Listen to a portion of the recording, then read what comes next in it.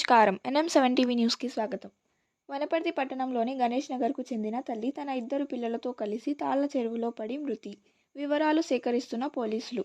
వనపర్తి పట్టణానికి చెందిన నఫీస్ బేగం తన ఇద్దరు పిల్లలు హబీబ్ 1వ తరగతి, సనా బేగం UKG తన ఇద్దరు పిల్లలతో కలిసి తాళ్ల చెరువులో పడి మృతి చెందారు.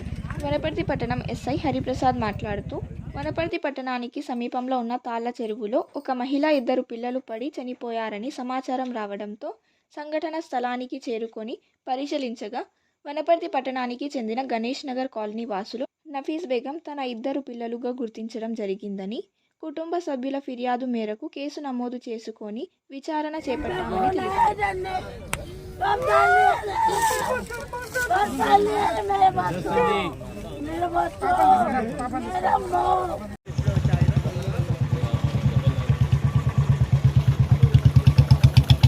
చెరువులో తల్లి ఇద్దరు పిల్లలు చనిపోయినట్లుగా మాకు సమాచారం రాగా మేము వచ్చి ఆ బాడీని తీసి చూడగా ఈ వనపర్తికి చెందిన నఫీజు, తర్వాత హబీబు, తర్వాత సనా బేగం అని చేసి తెలిసింది.